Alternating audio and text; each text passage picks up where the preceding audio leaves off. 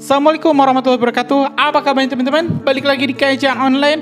Sidang perkara Pilpres 2024 akhirnya benar-benar selesai dengan keputusan yang sangat mengejutkan.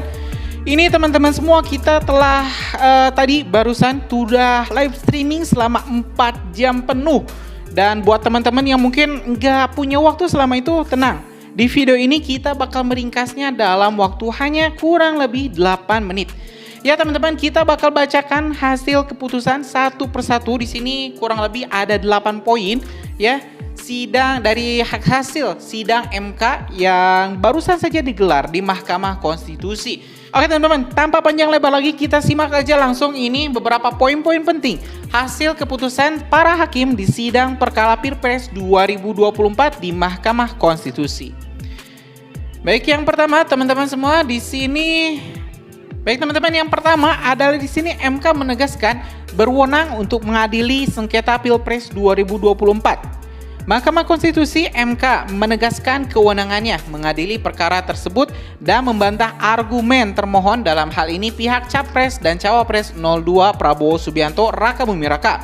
Wakil Ketua MK Saldi Isra menyampaikan sekalipun Undang-Undang Pemilu telah mendesain penyelesaian masalah hukum di masing-masing kategori dan diserahkan kepada lembaga yang berbeda, bukan berarti pihaknya tidak berwenang untuk menilai masalah hukum pemilu yang terkait dengan tahapan pemilu yang berkenaan dengan penetapan suara sah hasil pemilu. Salah satu dasar hukum untuk membuka kemungkinan tersebut adalah penyelesaian yang dilakukan lembaga-lembaga sebagaimana diuraikan di atas. Masih mungkin menyisakan ketidakpuasan, terutama masalah yang berpotensi mengancam terwujudnya pemilu yang berkeadilan, demokratis, dan berintegratis, kata Saldi Isra di Gedung MK Jakarta pada Senin 22 April 2024. Salah satu penyebab adalah terbatasnya waktu penyelesaian masalah hukum di masing-masing tahapan, termasuk terbatasnya wewenang lembaga yang diberikan kewenangan untuk menyelesaikan masalah-masalah hukum. Dengan demikian, Mahkamah Konstitusi tidak memiliki alasan untuk menghindar mengadili masalah hukum pemilu yang terkait dengan tahapan pemilu berkenaan dengan penetapan suara sah hasil pemilu, sepanjang hal demikian memang terkait dan berpengaruh terhadap hasil perolehan suara pemilu, sambung Saldi Isra. Selanjutnya teman-teman, ini yang kedua, Hakim MK ingatkan DPR juga tidak boleh lepas tangan dari pemilu. Hakim Mahkamah Konstitusi MK Saldi Isra mengatakan bahwa kewenangan mengawasi proses pemilu 2024 tidak hanya dilakukan oleh Bawaslu, Bawaslu, dan Sentra Penegakan Hukum Terpadu Gakumdu, tapi juga menjadi tanggung jawab DPR. Hal ini dikatakan Saldi Isra dalam pertimbangan Hakim MK untuk gugatan PHPU yang diajukan oleh calon presiden dan wakil presiden nomor urut 1 Anies Baswedan Muhaimin Iskandar. Lembaga yang telah diberi kewenangan untuk menyelesaikan pemilu seperti Bawaslu dan Gakumdu harus melaksanakan kewenangan secara optimal demi menghasilkan pemilu yang jujur dan adil serta berintegrasi, kata Hakim Saldi Isra dalam amar pertimbangan yang dibacakan di Gedung MK Senin 22 April 2024. Yang ketiga, teman-teman, di sini Hakim Saldi Isra, MK ini bukan keranjang sampah.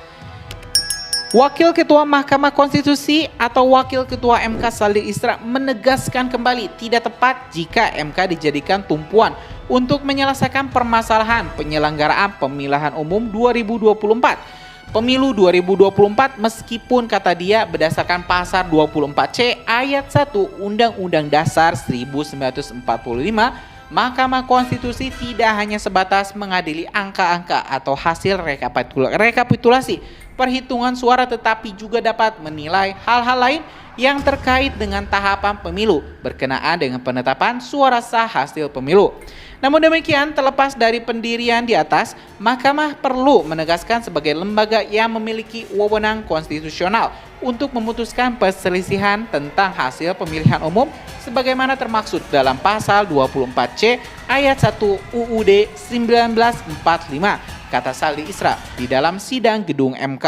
Ya, jadi di sini Hakim MK mengatakan bahwa MK ini tidak bisa dijadikan satu-satunya tempat untuk menyelesaikan semua perkara ya. Karena memang semua mata kemarin ya, beberapa pekan yang lalu makin tertuju pada MK. Keputusannya itu ibarat sebuah keputusan sakti yang bisa mengubah masa depan bangsa Indonesia. Jadi di sini Hakim MK mengatakan bahwa MK ini bukan tempat sampah, bukan tempatnya untuk segala semua masalah ini harus diselesaikan oleh MK. Lanjut keempat teman-teman. Hakim MK Arief Hidayat dalil mendiskualifikasi paslon 02 tak beralasan hukum. Saya ulangi lagi ya. Hakim MK Arief Hidayat mengatakan dalil untuk mendiskualifikasi paslon 02 tak berdasarkan hukum. Hakim MK Arief Hidayat membacakan putusan yang menyebutkan bahwa tak terbukti adanya intervensi presiden terkait penetapan Capres-Cawapres 2024 secara substansi perubahan syarat pasangan calon yang ditetapkan termohon dalam keputusan KPU 1368/2023 dan PKPU 23/2023 adalah sesuai dengan apa yang telah diperintahkan amar putusan MK nomor 90/PUU XXI/2023 kata Arief. Oleh karena itu dalil pemohon yang menyebut terjadi intervensi Jokowi tidak terbukti. MK tidak beralasan hukum untuk mendiskualifikasi paslon 02. Ya teman-teman, jadi ini yang paling penting juga, emang 01 dan 03 kemarin itu mendesaknya itu yang pertama pemilunya ini curang, yang kedua pemilu ini diulang, dan yang ketiga paslon 02 didiskualifikasi. Jadi ini yang satu sudah dibantah oleh MK, di mana MK tidak bisa ya, tidak mau dan tidak akan mendiskualifikasi paslon 02 karena dalilnya tidak berdasarkan beralasan hukum. Kita lanjut lagi teman-teman. Yang kelima, MK sebut tak ada masalah Gibran Rakabuming Raka maju Pilpres 2024. Hakim Konstitusi Arief Hidayat menyampaikan pihak Anies Mohaimin mempermasalahkan dugaan adanya pelanggaran oleh KPU lantaran menerima dan memverifikasi berkas pendaftaran Gibran Rakabuming Raka sebagai bakal calon wakil presiden tanpa terlebih dahulu merevisi PKPU 19/2023. Sebagaimana telah Mahkamah uraikan di atas, tindakan termohon yang dianggap pemohon langsung menetapkan putusan Mahkamah Konstitusi nomor 90/PUU XXI/2023 tanpa mengubah PKPU nomor 19/2023 adalah tidak melanggar hukum. Tutur Arief di Gedung MK Jakarta Senin 22 April 2024.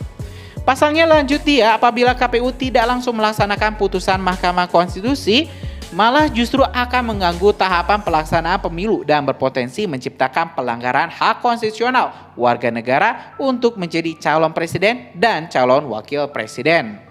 Dari fakta yang terungkap di persidangan, tindakan termohon dalam melakukan verifikasi persyaratan pasangan calon pada tanggal 28 Oktober 2023 dengan mengeluarkan berita acara verifikasi dokumen persyaratan bakal calon presiden dan wakil presiden model BA verifikasi PP WP KPU telah menjadikan putusan Mahkamah Konstitusional sebagai dasar hukum yang menjadi acuan dalam menyatakan keterpenuhan syarat bakal calon presiden dan wakil presiden jelasnya. Selanjutnya yang kelima teman-teman, MK tak temukan bukti Jokowi cawe-cawe dalam pencalonan Gibran.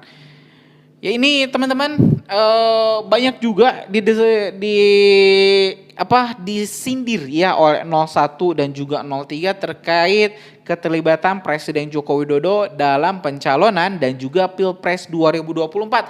Di sini Hakim MK Daniel Yusmin P. Foch menguraikan dalil wacana perpanjangan masa jabatan presiden termasuk cawe-cawe Joko Widodo memuluskan pencalonan putra sulungnya Gibran Rakabuming Raka sebagai cawapres. Daniel menyebut pihaknya memandang wacana perpanjangan masa jabatan presiden memang menjadi salah satu background politik dalam kontestasi Pilpres 2024. Namun dari dalil dan alat bukti yang diajukan pemohon Anies Mohaimin, Mahkamah tidak menemukan satupun penjelasan dan bukti adanya korelasi langsung antara wacana perpanjangan masa jabatan demikian dengan hasil perhitungan suara dan atau kualitas pemilu presiden dan wakil presiden tahun 2024. Hasil perhitungan suara atau kualitas pemilu presiden dan wakil presiden tahun 2024, ujar Daniel Yusmin, tidak berdasar. Selanjutnya ini juga membahas tentang endorsement Jokowi ke Prabowo tidak melanggar hukum. Hakim MK Ridwan membacakan dalil pemohon terkait endorsement Presiden Joko Widodo atau Jokowi ke pasangan Presiden dan Wakil Presiden Prabowo Subianto Gibran Raka Buming Raka. Ridwan menyebut endorse Presiden Jokowi bukan merupakan tindakan melanggar hukum. Dari sisi hukum positif mengenai pemilu, saat ini pola komunikasi pemasaran juru kampanye yang melekatkan citra dirinya kepada kandidat atau paslon tertentu bukanlah tindakan yang melanggar hukum, tutur Ridwan. Meskipun demikian, endorse Jokowi dinilai majelis sebagai masalah etik karena dilakukan seorang presiden yang menjadi citra negara. Namun endorsement atau peletakan citra diri demikian sebagai bagian dari teknik komunikasi persuasif potensial menjadi masalah etika manakala dilakukan oleh seorang presiden yang notabene-nya dirinya mewakili entitas negara di mana seharusnya presiden bersangkutan berpikir, bersikap, bertindak netral dalam ajang konsentrasi PBR-nya. Selanjutnya teman-teman, ini poin yang ke-6. MK sebut tak ada korelasi kenaikan suara paslon Pilpres 2024 dengan bansos. Ya, ini seru ini teman-teman ya. Hakim Konstitusi Arsul Sani mengulas soal dugaan kejanggalan penyaluran bantuan sosial bansos pemerintah saat Pilpres 2024 yang dinilai dilakukan demi meningkatkan suara salah satu paslon. Penggunaan anggaran Parlensos khususnya anggaran bansos menurut mahkamah tidak terdapat kejanggalan atau pelanggaran peraturan sebagaimana yang didahlilkan oleh pemohon, tutur Arsul. Karena pelaksanaan anggaran telah diatur secara jelas mulai dari perencanaan, penganggaran, pelaksanaan, dan pertanggungjawaban sambungnya. Menurut dia, proses yang sistematis itu terus terjadi dalam pelaksanaan anggaran bansos yang disalurkan sekaligus atau rapel maupun yang diberikan langsung oleh presiden dan menteri. Hal tersebut merupakan bagian dari siklus anggaran yang telah diatur penggunaan dan pelaksanaannya. MK sendiri tidak memiliki kewenangan untuk menyelidiki intensitas pembuatan suatu kebijakan publik. Lembaga tersebut hanya dapat merujuk pada aturan perundang-undangan yang dalam melihat penggunaan anggaran bansos. Dan ini yang terakhir teman-teman adalah keputusan final yang selama ini kita tunggu-tunggu, yang selama ini kita nanti-nantikan, yaitu MK secara resmi, secara nyata ya, secara gamblang menolak seluruh gugatan Anies, Cak Imin dan juga Ganjar Pranowo dan Mahfud MD terkait sengketa Pilpres 2024. Mahkamah Konstitusi MK membacakan putusan terkait perkara perselisihan hasil pemilihan umum PHPU atau sengketa Pilpres 2024. Hasilnya, lembaga tersebut menolak seluruh gugatan yang dilayangkan Capres nomor urut 01 dan juga 03. Ketua MK Suhartoyo membacakan langsung putusan untuk gugatan tersebut yang terintegrasi dengan nomor 1 garing PHPU Pres XXII garing 2024 dalam eksepsi menolak eksepsi termohon dan pihak terkait untuk seluruhnya.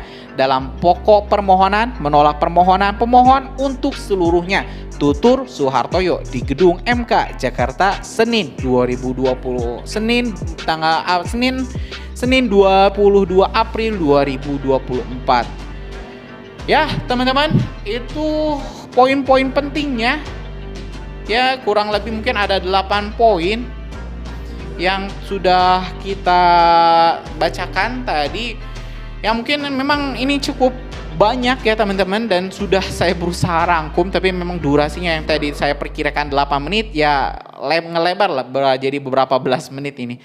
Ya mungkin itu teman-teman, lebih kurang saya mohon maaf.